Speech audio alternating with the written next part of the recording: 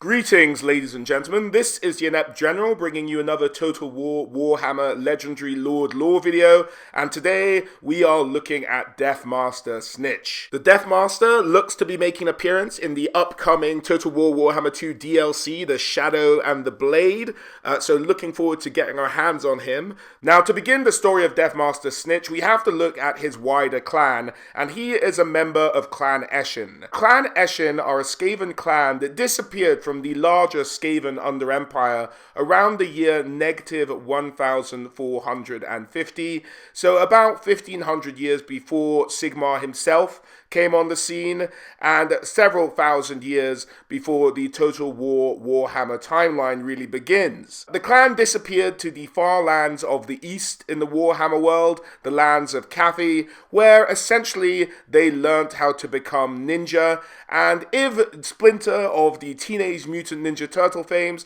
had decided to become an evil, murderous lunatic, that kind of gives you an idea about the direction the Clan Eschin went in. They eventually reintegrated into the Skaven Under Empire around the year 500 of the Imperial calendar, so about 2000 years before the start of the Total War Warhammer timeline. And along with them came their new skills of assassination and sneaking. They'd also learnt several different types of poisons from the lands of the East, along with many other mysteries. And so they brought these skills to bear in the Skaven Empire, taking out contracts, doing assassinations, really establishing themselves as a huge power. In more modern times, Deathmaster Snikch has become the chief assassin of this clan of assassins. The skills he must have developed to reach this lofty position must be truly frightening. As for when exactly Snikch attained this rank is unknown. As with many things surrounding the Deathmaster, it is veiled in mystery. Even his location is hidden from the vast majority of the Skaven Under Empire. Only his master, Lord Snikch, the Grand Night Lord, the leader of Clan Eschin and one of the 13 Lords of Decay, ever knows where he is at any given time, just to have the threat of the Deathmaster looming over all of those within the Skaven Under Empire. If you don't know where he is, you don't know if he might be coming for you or not. Given this, even the mere mention of Deathmaster Snikch is enough to give the fiercest of Skaven warlords a scare and cause them to squint at every other shadow they see. Given this amount of mystery, secrecy, and skill, one could ask, why do we know anything about Snikch in the first place? What is it that gives him away? And it's just his penchant for leaving behind telltale calling cards just to claim some of his most notorious works that we know he has accomplished the truly horrifying deeds that he has. Amongst these are the slaying of Warlord Sukkot Murpit, where Snikch decapitated the warlord before neatly placing his head on a pile of the 100 storm vermin bodyguards he had slain to get to this particular warlord. In another example, Clan Festalingus had intruded on the territory of Clan Molder and started to make disgusting creations of their own, merging giant rats with alligators. Molder then contracted Clan Eschin to deal with this, and it was in fact their chief assassin himself who then butchered every one of these mutators of Clan Festalingus, leaving his own mark etched into each one of their corpses. He's also said to be responsible for great acts of sabotage as well, including the Great Fire of Laferne, the bombing of the Imperial Navy at Reichsport, and the destruction of Fornic Fornson's Iron Cog Dragon before a notorious battle crippling a dwarven army. Even some of the more legendary characters have not been spared from his wrath, as Dragomir, brother of Belegar Ironhammer, was found beheaded within his own fortress, whose head is still missing to this day, earning Snikch the ire of Belegar himself. Even the notorious Fanqual, the legendary Skaven character, has not been spared from the intimidating aspect of Snikch himself. Upon returning from Lustria on one of his many adventures, he'd been sent there by Lord Snikch, the clan chief of Clan Eschin, and returned without maybe reporting in when he was due to, causing Snikch to ambush his entire bodyguard, slaughtering them, slitting throat after throat, darting like a shadow from one to the other. The smell of fear musk and voided bowels filled the alleyway as Snikch took Thancor by the throat, reminding him not to mention any word of his secret mission to any other member of Skavendom, lest Snikch come for him himself. Thancor, stinking of fear musk, whimpered and took on board the Deathmaster's warning. We also have an account of one of Lord Snikch's missions, given from the perspective of a grizzled old mercenary by the name of Vilric. Vilric and his band of soldiers had been hired by a celestial wizard to go and guard him while he was in his mystical tower observatory a few miles outside of Altdorf. Over the night, they travelled in carriages until they reached this tower in the woods, and there they set up to protect the wizard while he was carrying out his experimentation. The mercenaries themselves had been paid 3 times the amount, so they knew something big was going down in the tower this night. The boys had a few ales they'd picked up from the local tavern and talked among themselves. They'd split into 2 main forces, one led by Vilric himself, who guarded the first floor and the door and main entrance. He'd sent 2 of his most grizzled veterans down to guard the door, while he and another of his 2 friends guarded the first floor. There was another troop of mercenaries on the second floor, led by a chap by the name of Lenki. They'd had a kind of apprentice boy with them who they'd sent out into the Drakwold, knowing that this was a terrible and dangerous idea, but they had a good laugh at his expense, sending him to go pick up a few more ales at the local tavern to bring back to them. They continued to joke amongst themselves as the evening went on, only to have their merriment despoiled by the interruption of the young wizard's apprentice, Leupold. Now, Leupold was a boy of 14, dressed in the azure robes of the Celestial Order, and a bit up himself. They'd asked the apprentice what he was up to wandering the halls, and the apprentice was simply reinforcing the many magical wards that protected the tower. In fact, he bragged that the tower was so well protected, even a fox who tried to sneak in about a fortnight ago had ended up as red paste against one of the basement walls as he tried to sneak into the building. The apprentice eventually went on his way, much to the disdain of the other mercenaries who really didn't like the uptight boy and really couldn't believe that one day he'd go on to become a powerful celestial wizard. As the evening rolled on, the boys noticed that the boys at the front door had not come back up to be relieved of their duty for someone else to go and take up the job outside. And so Vilric volunteered to go down and check on the boys. Vilric decided to potter downstairs, a little bit merry, 1 or 2 ales in, as he potters down the spiral staircase of the tower, with the shadows dancing all around him as the fire from the open door on the first floor cast its light on the back wall of the spiral staircase. All seemed pretty normal but quiet as he descended the staircase until something sparked his attention. All his fighter's instincts had the hair on the back of his neck standing up. He noticed a simple scratch in the wall, but it was the height of the scratch that had vexed Vilric so. It was exactly at his neck height. And so he paused to study this odd etching that he hadn't noticed before. Down at his feet, he noticed a few specks as he dipped his finger in the liquid and took it to his mouth. Blood. Something had happened on this stairwell. Instinctively, he drew his sword as quickly as he could as he descended the dark and silent stairs. Down at the bottom, no sign of life, when suddenly a clap as the front door swung open, gusted by the wind. He had no idea how this could have happened. As he slowly approached the door, all was quiet. He swung open the door, only to hit the obstruction behind the door. He swung out only to find the boy Karsten, stupefied, having just been hit by the door, the ales he'd brought back spilled on the floor. "Karsten," he said to the boy, "where have you been? Where are the two men who are guarding the door?" The boy, startled by everything that has gone on, didn't really understand at all what was happening, and he just looked vexed. He hadn't seen anyone as he approached the door, and looked upon the leader of these mercenaries as a bit of a lunatic. Vilrite, having established that no one had seen either of the door guards, again got his guard up. As the two proceeded to climb back up the staircase, the boy froze in place. Vilric followed the boy's gaze as he saw what the boy had seen. A simple boot sticking out a door, large enough to belong to only one of the guards that he had sent down, a man of notoriously large feet. Upon turning into that ground floor room, they found the guard, with his throat slit ear to ear, and peculiar puncture marks around his scalp. Vilric, placing his hands where these puncture marks were, realized that these could have been a clawed hand that had grasped the guard from the head and slit his throat from ear to ear, puncturing his head while he did this.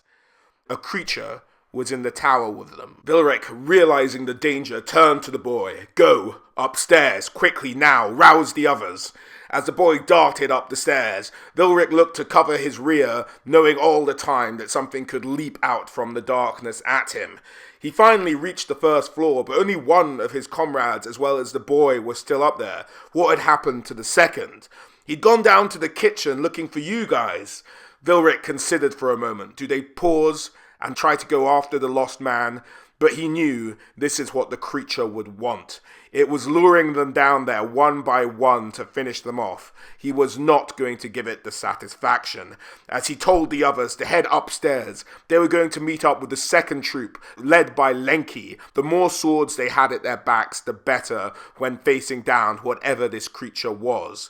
The three of them proceeded up the stairs as quickly as they could, eventually meeting up with Lenki and his men. Lenki was a huge, heavily scarred warrior who wielded a massive axe. The two men had never necessarily got along, but this was now a matter of survival. "All the others are dead," Vilric told Lenki. "What killed them? I imagine we'll find out soon," Vilric replied. They needed to barricade the stairwell, so the men quickly hoisted up the table and placed it as a barricade against the entrance to the stairwell. Vilric knew he needed to let the wizard know that he was directly under threat. It was their job to protect him, and they needed to let him know he was in danger. The upper floors of the tower were guarded by a massive wooden door that had been bolted and shut. The wizard had given previous instructions not to be disturbed, and that the men were simply to guard the lower levels. Vilric pounded on the door, telling them over and over that men had been killed, that he needed to see the wizard immediately. Eventually, he got a reply from the impertinent young apprentice, Leupold, and Leupold opened the door. Vilric brushed past the boy, knocking him off his feet, and slamming the door and bolting it behind him. He was slightly ashamed by how safe he felt doing so. "Leupold, I need to see the wizard. When our men are being killed downstairs, there's an imminent threat." But no sooner had Vilric bolted the door shut than screams rang out on the other side. He drew back the eye slit on the massive wooden door to see blood spurting from the throat of one of Lenki's men. The table had been knocked over and was lying towards the entrance of the room.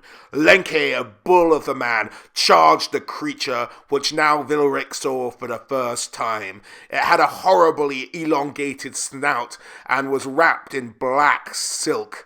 But the creature was also hugely agile. It swerved as the massive blow from Lenki's axe split the table in two and came crashing down towards the creature. But the creature twisted and curved around the blow, leaping up at Lenki, slashing his throat as he jumped off one of the huge man's shoulders, seemingly disappearing into shadow. None around the room could see the creature. It had seemingly disappeared, only to then re-emerge in an instant in front of another of Lenki's men. His back was to the door, but Vilric could see, as he suddenly sprouted metal blades from his back. He had been cut through. He let out a pathetic, blubbering, gulping scream as his body collapsed and was silent. Another of Lenki's men let out a tremendous roar, presumably a friend of the man who had just fallen, and charged towards the creature, sword in hand. The blades of the creature moved so quickly, they were simply shimmers in the moonlight. As the charging man's sword dropped to the floor, then his fingers, then his hand, then his arms both fell away as he bled out, screaming on the floor. The creature then was like a whirlwind of blades, darting around the room, hacking and slashing. Suddenly an eye appeared before the door slit. It was Carsten, the young boy, pleading with Vilric to let him in. Please! Suddenly let out a whimper and slide silently down the door. The creature and Vilric locked eyes for the briefest of instants as it disappeared into the shadows again. The room was silent. They were all dead. A smashing of glass in the corner of the room drew Vilric's attention. One of the windows had been smashed open. Lupold said, "Oh no, what is it?" Vilric asked. "The windows this high aren't warded. He might be clambering around the outside of the building to get to the wizard. We have to hurry." The two men rushed up the stairs. At this point, Vilric thought a celestial wizard was truly his only hope of surviving this terrifying night. The climb took longer than expected. The size of the tower from the outside was magically distorted to hide its true height, and so it took the two men quite some time to finally reach the very top floor, the observatory. The wizard was there, working on his magics, as a massive telescope dominated most of the room, peering out into the night skies above through an opening in the ceiling. The piece of equipment was truly jaw-dropping to behold, but something about it didn't sit right with Vilric. He focused on the machine. Something was moving on it? Some piece of equipment? No, it was the creature. Too late. Too long had it taken them to get up the stairs as the creature leapt, landing as softly as a snowflake behind the wizard, darting 3 blades into the wizard's chest. The wizard's blood turned black as it seeped from the open wounds, bubbling, boiling, and hissing as the blades, which were pouring some kind of poisonous substance into the wizard, took hold and vented a noxious gas out of him. The wizard collapsed, slumped on the floor. Vilric, at this point, was in panic. He could feel magical energy swirl around the apprentice as he was gathering himself to cast a spell in rage at the death of his master. Vilric did not wait as he turned tail to run. He sprinted away. Out of the periphery of his eye, he saw a lightning bolt dart and only heard the screams of Leopold behind him. He ran for his life. Clad in his heavy armor, he sprinted down the spiral stairs. It was all too much. The panic, the speed, the stairs, as he tripped on himself and tumbled down the spiral staircase. He could feel his arm twist and turn around him, breaking in several places. His leg as well, as he finally came to a stop, broken and bloodied at the bottom of the stairs. He could do nothing. He couldn't move, as he heard the claws scrape against the wood and stone of the stairwell, as the creature slowly approached him, clad in black. All Vilric could muster to say was, "Why?" "A message, a warning," the creature uttered. "What are you?" "A messenger." As he delved the blade into Vilric's chest, he could feel the poisons taking hold, the burning of the blade in his chest. The pain was unbearable. "I am Deathmaster," as all in Vilric's world faded into black. And so ended the life of Heinrich Friesen, celestial wizard, found dead in his tower with the door locked from the inside. Another tale of infamy attributed to the Deathmaster. So many of these deeds have actually occurred that some have claimed that it's impossible for one creature to have done all of this killing and sabotage. But I choose to believe that he's just that good. In truth, no one knows how many horrors Snikch has visited on people, how many lives he's taken, towns burned, ships sunk. We know only that he is the Deathmaster, and no one is safe. And that's about it for the tales of Snikch. In terms of his rules on the tabletop as they were, he has his several weeping blades which have had foul magics heaped upon them and mysterious venoms, all of which give him this corrosive, eternally weeping poison blades, which back in the 4th edition did some armor piercing. Can't remember off the top of my head if they did it in 7th, but they may well have done, which really just took away from your saving throw on the tabletop. He also has his Cloak of Shadows, which is interwoven with stolen human hair and spider silk to allow him to disappear into the shadows. And what this meant on the tabletop was that effectively you weren't able to target him unless you got more than a 4 on a roll of a 6-sided dice. So you're only really sort of half 50-50 chance to even be able to target him with any magic or missiles and stuff like that. In close combat, it's a slightly different story. You could hit him, but as far as from distance hitting, you really were hard-pressed to get at the Deathmaster. He also used to have something known as the Bands of Power, and in some of the art we've seen for Snikch in the upcoming Blade and the Shadow DLC, we see he is actually wearing those Vambrances of Power. Now, what these used to do was actually double his strength. Now, whether we'll see that as an item is yet to be decided, but they were an item he used to have back in 4th edition. I think they got rid of them in 7th and later editions of the game, but he does seem to be drawn with them, at least in some of the art we've seen from the Blade and the Shadow DLC. So, looking forward to getting the Deathmaster in Total War Warhammer. Hope you guys are too. Let me know if you enjoyed this tale. Do check out some of the other videos of the DLC popping up now. But as always, guys, a huge thank you for listening, and I hope to catch you all on the next one. Alright, guys? Bye.